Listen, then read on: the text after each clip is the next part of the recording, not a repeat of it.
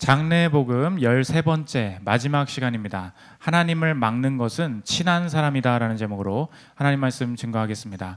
바울이 데살로니가 교회 성도들에게 마지막 권면을 하고 있습니다. 두 번째 편지에 그리고 가장 마지막 부분이니까 마지막에 이제 한마디 하고 끝내는 것입니다.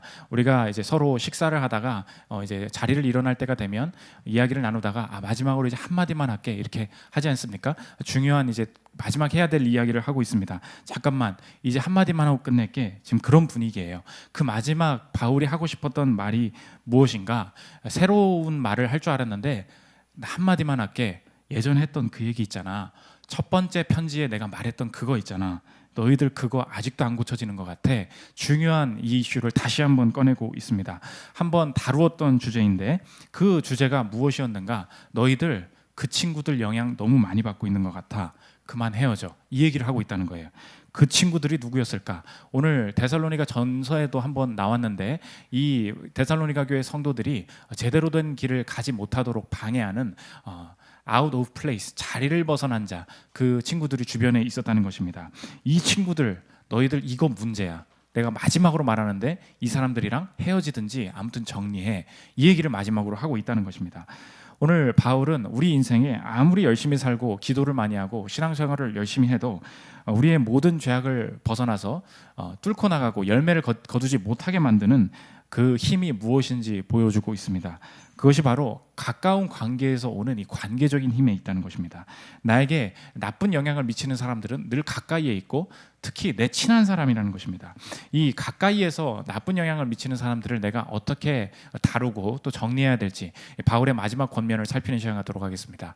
세 가지로 나눠서 살피겠습니다. 첫째로 관계의 정리, 둘째로 일상의 굴레, 마지막 셋째로 열매의 인내. 이 세 가지로 나눠서 살피겠습니다. 첫째로 살필 것은 관계의 정리입니다.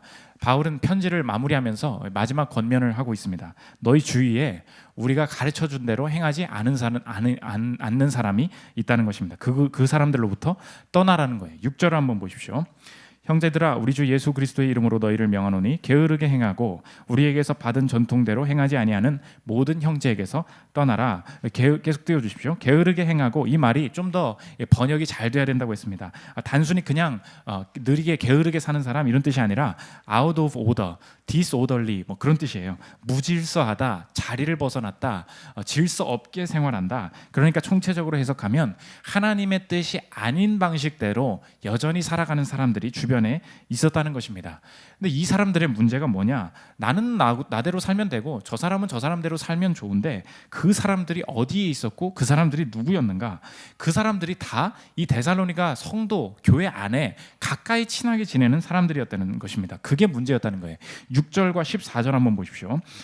형제들아 우리 주 예수 그리스도의 이름으로 너희를 명하노니 게으르게 행하고 우리에게서 받은 전통대로 행하지 아니하는 모든 형제에게서 떠나라. 이 성경에서 형제다 그 말은 믿는 사람들의 공동체를 보통 가리킵니다.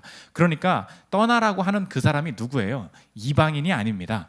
교회에 다니는 사람, 그리고 하나님을 믿는 사람, 그 사람들로부터 떠나라. 지금 그 얘기를 하고 있는 거예요. 14절 보시면 누가 이 편지에 한 우리 말을 순종하지 아니하거든 그 사람을 주목하여 사귀지 말고 그로 하여금 부끄럽게 하라. 누가 이 편지에 한 말을 순종하지 아니한다. 이건 무슨 말입니까? 이 편지가 거기 이미 갔다는 거예요. 그런데 이 편지에 뭐가 써였는지 다 읽었다는 것입니다. 그런데 읽고도 그 말이 뭔지 다 알고도 순종하지 아니하거든 그 말이에요. 그러니까 내 삶에 나를 그 하나님께서 주신 가르침대로 행하지 않는 사람이 누구였다는 것입니까? 이 편지 읽은 사람이라는 거예요. 나랑 같이 친하게 지내는 사람이라는 것입니다. 그래서 오늘 이 본문은 우리의 삶의 열매를 가로막는 것을 한 가지 보여주고 있는데 그것이 관계라는 것입니다. 그래서 우리의 삶의 중요한 명제, 그것이 오늘 우리 제목과 같습니다. 하나님을 막는 것, 우리의 삶에 하나님을 막는 것은 친한 사람이라는 것입니다. 친한 사람, 뭐 가족이든 뭐 교회만 뭐 다니는 사람이든 친한 친구든 친한 사람이 내 하나님을 막는다는 거예요. 내 미래가 누구 때문에 막힙니까? 적당히 신앙생활하는 부모, 적당히 타협하며 사는 형제, 하나님을 모르는 아내, 하나님의 뜻을 멀리해버리기 시작하는 남편, 친한 사람으로부터 하나님의 임재가 막히기 시작한다는 거예요. 최근에 지난주에 있었던 일이죠. 삼성의 이건희 회장이 세상을 떠나지 않았습니까? 근데 이 비슷한 이야기가 나오는데 삼성의 히스토리를 많은 사람들이 종합하면서 삼성 내부에서도 비슷한 일이 벌어졌었다는 것입니다. 삼성이 혁신을 하고 한 93년도쯤에 신경영이다 해서 치고 나가는데 가장 어렵게 만드는 게 있었다는 거예요. 기술이 문제냐? 그런 거 아니었다는 거예요. 삼성의 진짜 문제가 뭐였냐? 삼성 안에 있는 열심히 하려고 하는 사람들, 옆에 있는 사람들, 그 옆 사람이 문제다. 그것을 이제 이건희 회장이 포착을 했나 봅니다. 그래서 93년도 6월에 그 프랑크푸르트 회의에 이제 사장단들 모아놓고 했던 회의인데 여기서 이렇게 얘기를 하는 거예요. 들어보십시오. 제가 그분 성대모사를 또 낼 수는 없으니까 뛸 사람은 그렇게 고인을 또 그렇게 하면 안 되죠. 뛸 사람은 뛰어라. 바삐 걸을 사람은 걸어라. 말리지 않는다. 걷기 싫으면 놀아라. 안 내쫓는다. 많이 바뀔 사람은 많이 바뀌어 많이 기여하라.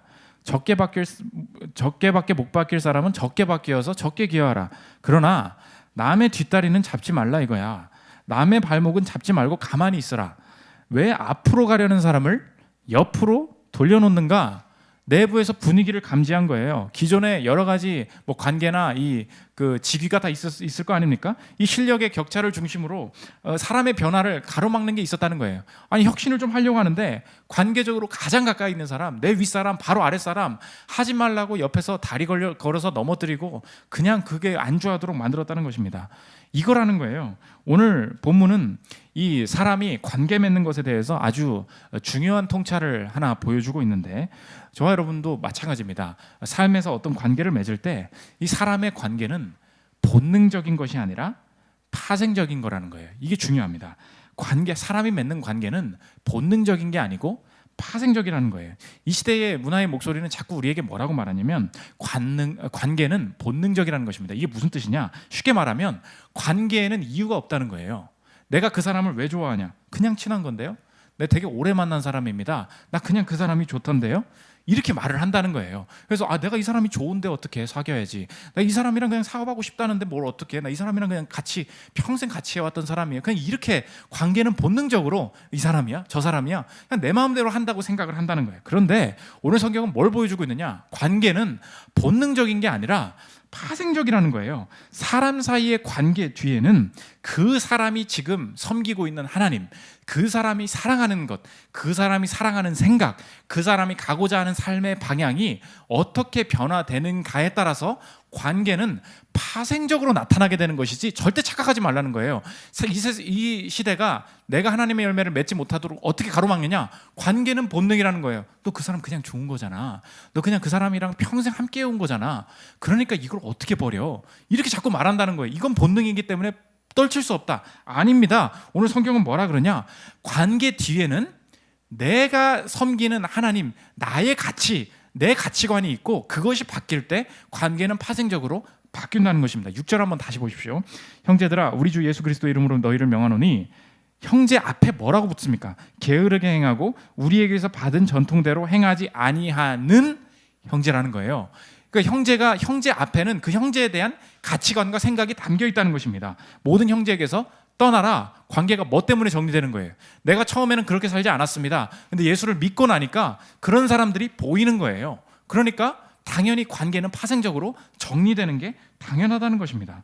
그러므로 저와 여러분, 이 하나님과의 관계가 변함에 따라서 이제 이 교회 안에서는 그걸 교제권이라고 합니다. 내가 누구와 만나고 누구와 섬기느냐, 이 교제권도 함께 정리되는 것은 당연한 수순이고 하나님의 인도하심이라는 거예요.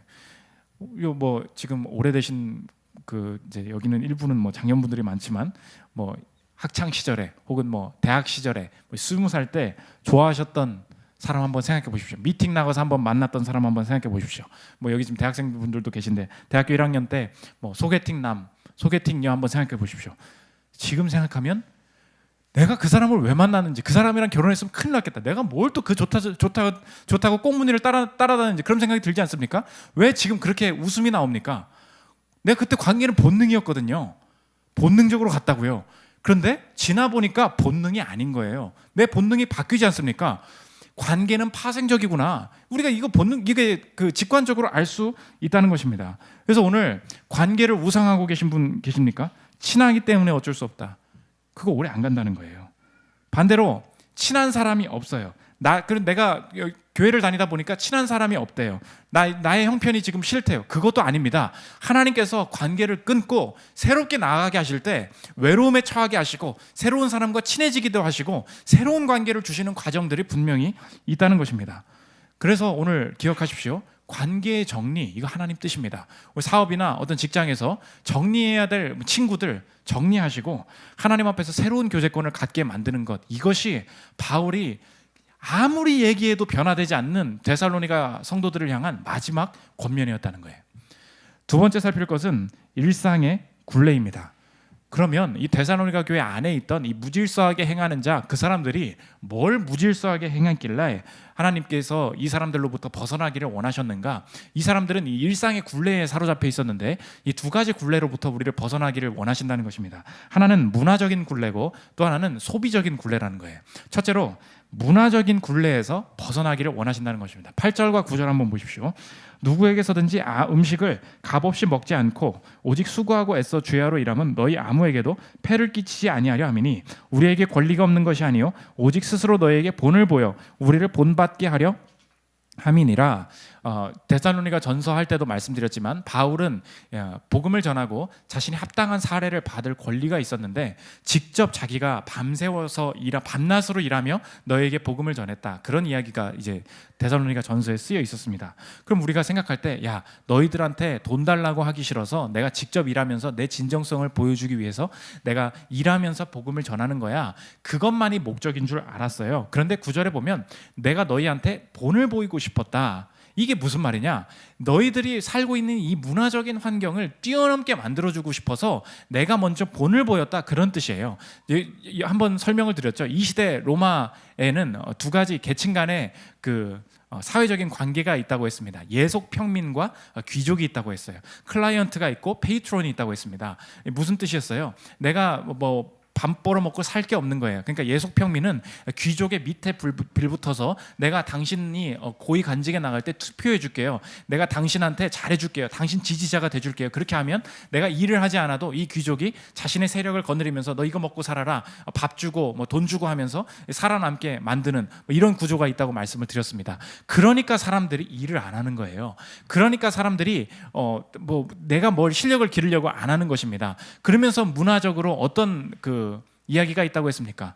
이 사람들이, 이 귀족들이 싫어하는 게 있다 그랬어요. 매뉴얼 레이버, 육체적인 노동은 천한 것이다. 직접 내가 상업하고 뭘 파는 것은 굉장히 저질스러운 일이다. 이런 문화적인 일들이 있었다고요. 그런데 오늘 바울이 뭐라 그럽니까? 너희들에게 패 끼치지 않을 뿐만 아니라 본을 보이기를 원했다 그랬어요. 이 본이 무엇입니까? 이게 바로 문화적인 굴레를 벗어나게 만들어주고 싶어서 자신이 먼저 이 일을 행했다는 거예요. 성도들 안에 펼쳐져 있었어요. 교회 딱 왔는데 어떤 사람이 육체적인 일을 한대요. 아유, 어떻게 신앙 가지고 저런 일이나 하고 있어? 자꾸 이런 일들이 있는 거예요. 성경은 그렇게 말하고 있지 않은데 문화적으로 가지고 있는 굴레 때문에 우리도 그런 거 하면 안 되지, 자꾸 이런 분위기가 있었다는 거예요. 그러니까 바울이 데살로니가 성도들 앞에서 한 것이 무엇입니까? 내가 육체로 일하기 시작한 거예요. 이게 누가 세속적이래? 누가 이게 나쁜 일이래? 이야기하면서 직접 일하면서 너희들 이 문화적인 이야기들 벗어날 줄 알아야 돼, 이런 얘기를 하고 있다는 것입니다. 오늘 이게 무질서한 자, 자리를 벗어난 자들이었다는 거예요. 우리에게 적용하면 마찬가지입니다. 우리도 아무리 30년 40년 신앙생활을 해도 결국은 특별히 죄를 짓진 않아요. 그런데 열매가 없어. 왜 그러냐? 문화적인 굴레에 사로잡혀서 새로운 일들을 행하지 아니할 때 가정이나 삶에 열매가 나타나지 않는다는 것입니다. 어떤 한 목사님이 자신이 문화적인 굴레에 사로잡혔음을 깨달으면서 경험했던 이야기입니다. 이분이 딸이 있으셨던 분인데 딸을 시집을 보냈습니다. 그러면서 사위를 데리고 자녀를 낳고 자녀를 데리고 다시 자기네 집, 그 목사님 집으로 놀러 왔다는 거예요. 그런데 너무 사위를 내가 잘 들였다. 사위가 자녀 보는 거를 너무 잘 도와주고 아내를 사랑하는 모습을 보여줬다는 것입니다. 그런데 이 사위에게 고마워야 되는데 사위에게 고마운 생각이 든과 동시에 자기 안에 새로운 생각이 그려지더라는 거예요. 자기의 옛날 젊었을 때, 자기가 사위 됐을 때의 모습과 자기 아내가 생각이 나더라는 것입니다.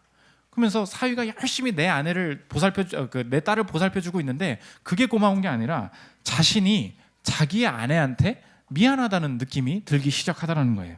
나는 자녀를, 이 목사님은 자녀가 셋이었거든요. 자녀를 셋이나 낳고 키웠는데 아내가 힘든 거를 잘 몰랐다. 이런 얘기를 하시는 거예요. 그래서 이렇게 괜히 자기는 안 해놓고 이제 부목사님들한테 하는 얘기가 뭐냐, 나처럼 이런 후회하기 전에 저 아내들한테 잘해줘라, 이런 얘기를 하시는 것을 제가 들어봤습니다. 보십시오, 이 목사님이었어요. 평생 목회자로 사역하신 분이었다고요. 그런데 그 시대에 문화의 굴레가 있었죠. 남편은 이러이러하게 사는 거야, 아내는 이러이러하게 사는 거야. 물론 벗어나려고 했겠지만 그것이 잘 되지 않았습니다. 그 문화 속에 있다 보니까 문화가 바뀐 다음에 내 삶을 다시 돌이켜보니까 내가 훨씬 더 우리 가정을 풍성하게 만들 수 있었는데 이게 그때 보이더라는 것입니다. 요즘 그 젊은이들 사이에서 퍼져 있는 문화가 무엇입니까? 결혼하면 많이 이혼한다면서요. 그러니까 먼저 결혼하기 전에 같이 살아보고 여행도 가봐야 되고 같이 잡아야 되고, 그래서 뭔가 내가 맞는지 안 맞는지를 다 맞춰봐야 됩니다. 어떻게 그 성격을 맞춰보지 않고 결혼합니까? 이게 문화의 굴레라고요. 다 그렇게 살아요. 그러니까 이 문화의 굴레를 벗어난다는 게 뭐예요? 우리 교회 커플들을 한번 보십시오. 그러지 않아요. 평생에 하나님께서 주신 어떤 그 원칙들을 지키면서 결혼 생활을 시작해도 충분히 결혼 생활을 지켜나갈 수 있다. 이 문화의 굴레를 벗어나서 행동하는 것들이 필요하다는 것입니다. 그래서 군대 교회에 가면은 군대 교회에서 장군님들한테, 장군 별 스타들한테 무조건 시키는 게 있어요. 장군이 주보 나눠주는 것입니다. 인사하면서. 왜 그런지 아십니까? 군대 문화가 있죠. 문화는 뭐예요? 상명하복이잖아요. 계급이 있는 거잖아요. 계급을 무시하는 게 아니라 계급을 벗어난 세계가 있다는 것을 보여줘야 된다는 거예요. 그래서 군대에서는 스타가 주보나 일부러 시켜요, 목사님이. 그럼 왜 그렇습니까? 그 훈련해야 된다는 거예요. 우리 교회도 미담을 만들기 위해서 교회가 이제 여기로 왔음에도 불구하고 화장실 청소는 자꾸 담임 목사님이 계속 해야 된대. 이게 음모인지 괜히 저한테 이렇게 잘해주려고 이렇게 말을 번지르르 하면서 저한테 시키는 건지 제가 아직도 지금 진위를 파악하지 못하고 있지만, 가끔은 우리가 그 문화를 벗어나서 해야 될 일들이 있다는 것입니다. 왜 그렇습니까? 문화의 굴레에 그리스도인들은 빠져서는 안 된다는 거예요. 부모 자녀 관계도 마찬가지입니다. 자녀에 대해서 나는 경상도 아버지라서 나는 전혀 자녀한테 신경 써본 적이 없는 사람이라고, 대충 아버지란 무엇이냐, 돈만 벌어다 주면 되는 사람이다, 이런 거 있지 않습니까? 문화적인 굴레를 벗어나야 된다는 거예요. 최근에 영재교육 TV에서 하는 걸 봤는데 아버지 어머니가 둘 다 청각 장애인인 거예요. 그럼 청각 장애인이 자녀한테 해줄 수 있는 게 없잖아요. 자녀의 말을 들을 수가 없으니까. 그러니까 청각 장애인의 자녀는 다 그냥 그렇게 나쁘게 살다가 애들이 삐딱선을 타거나 그러겠지, 이런 게 우리가 그냥 대충 생각 아닙니까? 그런데 그 굴레를 벗어난 거예요. 이 부모와 그러니까 어머니와 남편이 그 자녀를 영재로 키웠어요. 이 최고의 영재가 됐는데 검사를 하러 갔어요. 왜 이 자녀가 그렇게 되었나? 내가 자녀의 이야기를 듣지 못하니까, 내가 엄마와 아빠가 이 자녀가 이상한 이야기를 계속 중얼중얼거리면 1시간을 이 감정과 표정으로 눈을 마주치고 무슨 얘기를 하든지 1시간을 계속 들어주는 거야. 눈을 떼지 않는 거예요. 내가 말은 못 해주는 거예요. 뭔 말인지 이해도 못 하겠는 거예요. 근데 1시간 동안 헛소리를 계속 짓거려요. 아이가 5살, 6살 되는데. 그런데 계속 들어줘. 이 정서적인 인정과 사랑, 이거 먹고 자라면서 아이가 영재로 성장하게 되었다는 것입니다. 보십시오. 우리가 하나님 말씀이랑은 전혀 상관없는 문화적인 굴레가 있어요. 내가 그렇게 살아보지 않고 남들도 그렇게 안 살았으니까 그걸 벗어나는 것이 그리스도인이 된다는 것입니다. 거기에 열매가 있다는 거예요. 요즘 여자분들이 많이 좋아하시는 브랜드인데 무인양품, 무지라고 하십니까?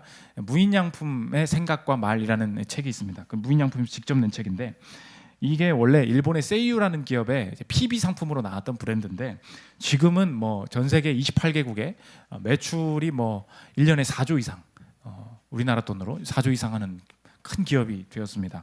보면 그냥 생각이 되시죠?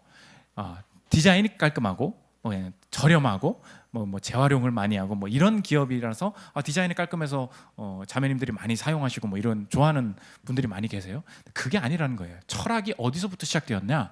문화에 대한, 그 시대의 소비에 대한 문화를 벗어나는, 이 굴레를 벗어나면서부터 우리 기업이 탄생되었다, 이렇게 얘기합니다. 들어보십시오. 소비 사회는 생산력이 매우 발달해 1. 만들면 그것을 소비자가 사용한다. 2. 필요하지 않은 것까지 만들어 소비자가 사게 한다. 3. 사게 해야만 한다는 식으로 변모해 왔습니다. 그것을 소유하지 않으면 심리적으로 궁지에 몰리는, 그래야 마케팅이 성공했다고 여겼습니다. 이러한 소비사회 현상이 일어나기 시작했을 무렵 그 안티테제로 반대되는 현상이라는 거예요. 무인양품이 생겨났습니다. 그 작업은 소재의 엄선, 공정의 재점검, 포장의 간략화라는 공통된 관점을 유지하며 추진되었습니다. 그냥 단순히 디자인만 깔끔하게 만들어서 한번 팔아봐, 그게 아니었다는 거예요. 우리의 철학 자체가 문화를 거스르는 일들을 시도했다는 것입니다. 그래서 부가가치를 더해서 파는 게 자본주의잖아요. 근데 부가가치를 빼서 팔아보자는 거예요. 필요 없는 부가가치를 빼보자. 그래서 나중에 한번 백화점이나 이런 데 가서 무인양품 가면 보십시오. 스케줄러, 요새 이제 2021년 되니까 스케줄러 사지 않습니까? 그럼 스케줄러에 써 있는 게 뭐예요? 2021 이렇게 써 있어야 되잖아요. 무인양품 가면 스케줄러에 날짜가 없어요. 줄만 그어져 있어요.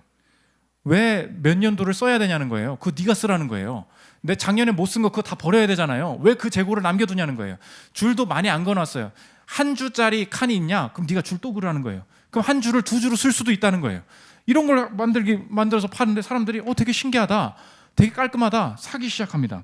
주방에 세제가 막 제각각이지 않습니까? 샴푸도 제각각이고 무슨 피존도 제각각이고, 왜 그렇게 하냐는 거예요. 페트병을 다 일원화시켜서 그 리필해서 써보라는 거예요. 이게 다 철학이라는 것입니다. 부가가치를 빼버리자, 필요 없는 거 빼버리자. 근데 사람들이 그냥 반자본주의다, 문화에 나는 소비하는 거 싫다, 반대하는 게 아니라 우리 기업도 살아남고 싶대요. 돈 많이 벌고 싶대요. 그런데 굴레를 벗어나서 시도하는 거예요. 무엇입니까? 소재의 엄선, 공정의 어떤 그 간략화. 다른 방법이 분명히 있다는 것입니다. 오늘 그래서 기억하십시오. 하나님의 말씀이 아닌 문화가 있어요. 저와 여러분이 그것을 도전하는 것 원하신다는 것입니다. 두 번째, 소비의 굴레를 벗어나기를 원하신다는 거예요. 오늘 이 데살로니가 성도들 주변에 무질서하게 행하는 자, 이 사람들이 또 어떤 사람들이었냐? 제대로 일은 안 하고 일을 만드는 자들이 있었다는 거예요. 11절 12절 보십시오. 우리가 들은즉 너희 가운데 게으르게 행하여 도무지 일하지 아니하고 일을 만들기만 하는 자들이 있다 하니, 이런 자들에게 우리가 명하고 주 예수 그리스도 안에서 권하기를 조용히 일하여 자기 양식을 먹으라 하노라. 11절 보면 일하지 아니하고 일을 만들기만 하는 자들이 있다. 아니, 어떻게 일을 안 하는데 일을 만듭니까? 이 일을 만든다, 이 원어로 보면 참견한다, 그런 뜻이에요. 일은 안 하고 여기저기 참견하는 삶을 산다. 그런 사람들로부터 떠나라. 마지막 지금 바울이 권면하고 있는 것입니다. 이 시대에 참견하는 삶, 이것을 우리에게 어떻게 이 시대에 우리가 남의 삶에 참견합니까? 다 개인주의처럼 살고 있지. 그런데 오늘 우리의 이 본문이 우리의 삶에 아주 잘 적용이 된다는 거예요. 우리 이 시대에 참견하는 삶이라는 것은 우리에게 이렇게 적용하면 됩니다. 소비하며 사는 삶, 누군가 남의 것을 소비하는 삶, 그것이 우리의 현대 시대에는 참견하는 삶과 똑같다는 거예요. 이 시대의 참견이라는 것은 내가 무언가를 만드는 것이 아니라 누군가가 만든 뉴스, 누군가가 만든 제품, 누군가가 만든 이미지를 내가 그냥 보고 소비하면서 살게 된다는 거예요. 쉽게 말하면 소비하면서 사는 굴레를 못 벗어나고 있다는 것입니다. 이것을 단적으로 표현한 예가 있는데, 요즘 젊은 세대들이 창조하지 못한다, 건설하지 못한다, 뭔가를 만들어내지 못한다, 그것을 극단적으로 보여주는 행동의 예가 있다는 거예요. 그게 뭐냐? 스마트폰을 가지고 있는 사람은, 스마트폰을 사용하는 사람은 아무것도 창조할 수 없다는 거예요. 스마트폰을 하루 종일 하고 있는 사람은 아무것도 창조해낼 수 없다는 것입니다. 이 스마트폰 안에 모든 게 있다는 거예요. 우리가 한번 생각해 보십시오. 우리가 스마트폰으로 하는 일이 뭐예요? 창조하는 게 아무것도 없다는 거예요. 그래서 요즘 사람들의 특징이 뭐냐? 스마트폰을 쓸 줄 아는데 젊은 사람들이 PC를 못 쓴대요. 이거 가지고 문자 보내는 건 너무 잘하는데, 좋아요 눌러주는 건 잘하는데, PC를 가지고 네가 문서 하나 작성해 와봐, PPT 한번 만들어봐, 한번 작품 한번 도면 완성해봐, 아무것도 할 줄 아는 게 없다는 거예요. 글을 한번 써와봐, 논문을 써와봐, 아무것도 못한대요. 근데 누구 그걸 보고 야 별로네, 되게 나이스하다, 트렌디하다, 이건 잘한다는 거예요. 스마트폰이 뭐라고요? 참견하는 거예요. 남이 얼마나 잘 만들었나, 어디 좋은 집에 사나, 다 이거라는 것입니다. 맨날 저한테 카톡 보내오는 우리 교회 형제님이 있었어요. 너 그만 좀 나 이렇게 참게 하라, 설교 준비 좀 해라, 설교 준비 좀 하게 그랬거든요. 그런데 학교에 들어갑니다. 과제를 하고서 자기가 뭔가 이제 실력을 길러야 된다는 거 알았어요. 하루 종일 일주일 내내 연락이 안 와요. 왜 그렇습니까? 내가 뭔가 책임지고 만들어 보려고 하니까, 뭘 좀 해보려고 하니까 뭐 이거 남한테 소비하고 있을 시간이 없다는 거예요. 그래서 여러분 아시죠? 직장 다니는 남자가 대학생 여자분과 헤어지는 경우가 많이 있습니다. 왜 그런지 아십니까? 직장에 다녀보니까 삶이 장난이 아닌 거예요. 내가 남한테 뭐 카톡 잘지 이거 할 시간이 없는 거예요. 그런데 대학생이 보통은 나이가 더 어리니까, 뭘 차별이라고 생각하지 마십시오. 나이가 더 어리니까 뭐 맨날 대학생이 뭐 하겠어요? 오빠 어디야? 뭐 이거 하겠죠. 너무 이게 힘든 거예요. 답을 못 해주는. 오빠 왜 대답 안 해? 오빠 왜 전화 안 받아? 전화를 어떻게 받니? 직장에서 이런 얘기 하다가 이렇게 헤어지는 경우가 굉장히 많이 있거든요. 무슨 말입니까? 할 줄 아는 게 없으면 자꾸 폰을 들게 될 거라는 거예요. 내가 하나님께서 주시는 일을 감당하지 않을수록 자꾸 폰을 들게 될 거라는 것입니다. 특히 이 시대의 소비와 함께 사람들이 그럼 특별히 뭘 소비하냐? 자꾸 이미지를 소비한다는 거예요. 이 시대에. 잘 들어보십시오.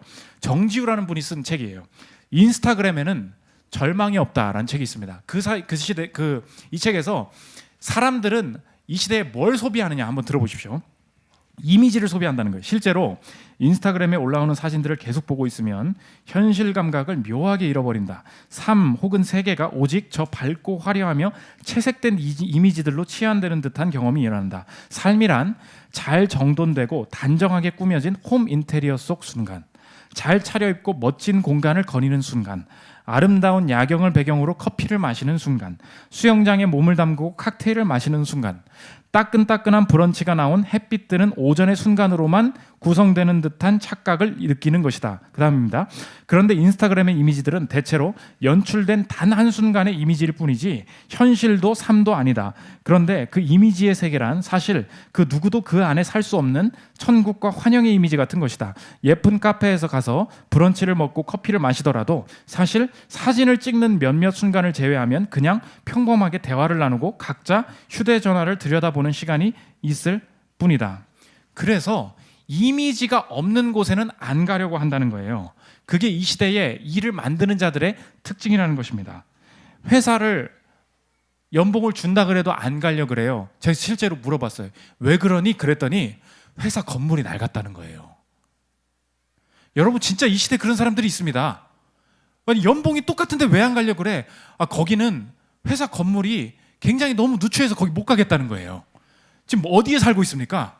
이미지에 살고 있는 거예요. 왜 인스타에 올리는 애들은 다 대기업이고 이렇게 삐까뻔쩍한 데 다니는데 나는 왜 이런 데 다녀야 되는 거예요? 이런 얘기를 하는 거예요. 여러분 꼭 기억하십시오. 삶은 정돈돼 있지 않습니다. 오늘 지금 바울이 말하는 게 그거예요. 일을 만드는 게 뭐라고요? 참견한다고요. 참견이 뭐라고요? 남이 만들어 놓은 이미지에 살고 싶어 하는 것.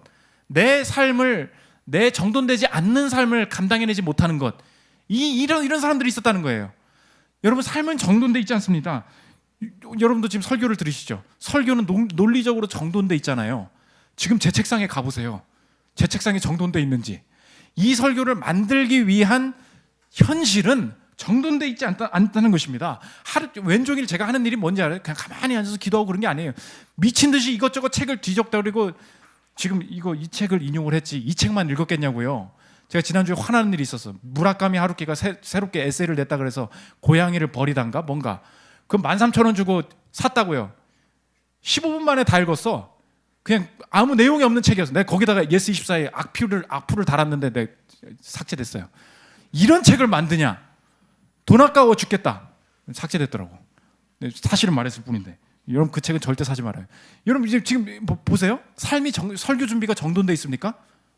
이것도 해보려고 하는데 안 되고 이 책은 샀더니 망했고 뭣도 안 되고 그럼 그 책을 그런다고 설교가 되냐고요? 누워서 난 우울증인가? 뭐 무슨 말을 누가 저한테 물어보더래요. 설교 준비 어떻게 하세요? 본문 보고 무슨 얘기하지? 이게 설교 준비 전부라 그랬어요.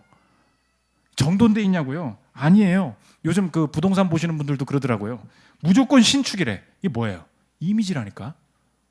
다른 걸 볼 수 있는 실력이 없는 거예요. 가보니까 분위기가 좋아. 가보니까 괜찮아.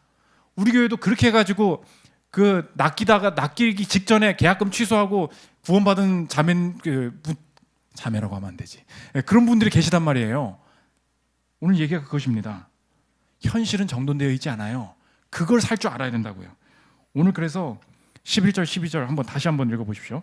우리가 들은즉 너희 가운데 게으르게 행하며 도무지 일하지 아니하고 이를 만들기만 하는 자들이 있다니 이런 자들에게 우리가 명하고 주 예수 그리스도 안에서 권하기를 조용히 일하여 자기 양식을 먹으라 하노라. 무슨 뜻이에요?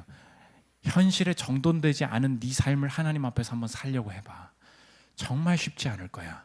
하나님이 그 길 가기를 원하시는 거야.